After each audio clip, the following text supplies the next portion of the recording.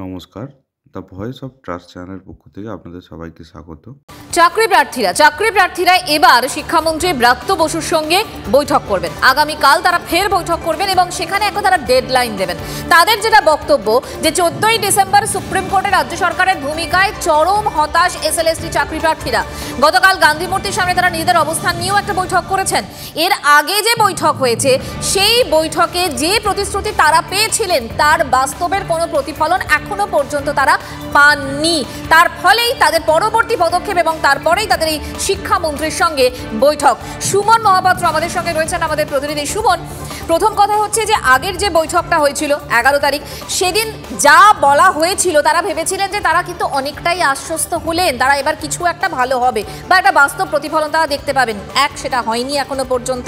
দ্বিতীয়ত হচ্ছে গতকালও যখন তারা বিচারপতি অভিজিৎ গঙ্গোপাধ্যায়ের সঙ্গে দেখা করেছিলেন তখন তিনিও বলেছিলেন যে আদালতের দ্বারস্থ হন, শুধুমাত্র আন্দোলন করে কিছু হবে না। এবার তারা কি করবেন, কি ভাবছেন তারা?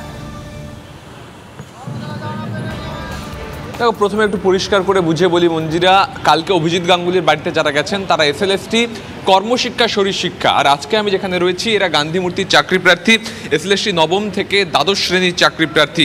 এরা ব্রাত্য বসুর সাথে বৈঠক করেছিলেন, বৈঠকে আশ্বাস পেয়েছিলেন, কিন্তু সেই আশ্বাস কার্যত ধোপে টেকেনি, তারা হতাশ কার্যত বলা চলে।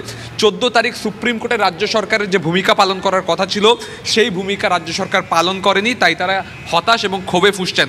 হতাশ তোমরা, কালকে গিয়ে কী বলবে? দেখুন, কালকে গিয়ে একটাই বলার যে গত 11 তারিখ যে মিটিংয়ে আমাদের সিদ্ধান্ত হয়েছিল যে 14 তারিখ যে সুপ্রিম কোর্টে রেজিস্টার কোর্টে যে মামলাটি রয়েছে সেটা মামলাটি মুভ করবে, কিন্তু আমরা দিনের দিন দেখলাম লাইভ হিয়ারিংয়ে যে সরকার পক্ষ বা স্টেটের যে ল ডিপার্টমেন্ট বা এসএসসি তারা কিন্তু রেসপন্ডেন্ট পার্টিকে তারা এখনও সার্ভিসটা বাকি রেখেছে।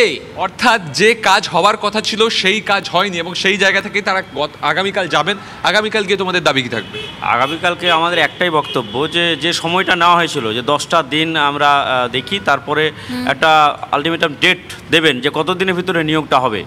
মাননীয় শিক্ষামন্ত্রীর কথা ব্যাপার আমাদেরকে বলেছিলেন গত মিটিংয়ে, তো আমরা সেটাই জানতে চাইব যে গত 11 তারিখ থেকে আজকে 22 তারিখ পর্যন্ত শিক্ষা দপ্তর, কমিশন, গভর্নমেন্ট সবাই মিলে ঐক্যবদ্ধভাবে কোন সিদ্ধান্তে পৌঁছে, সেই সিদ্ধান্তের জিজ্ঞাসা কার্যত প্রশ্ন করবেন তারা এবং জানতে চাইবেন ডেডলাইনটা কবে।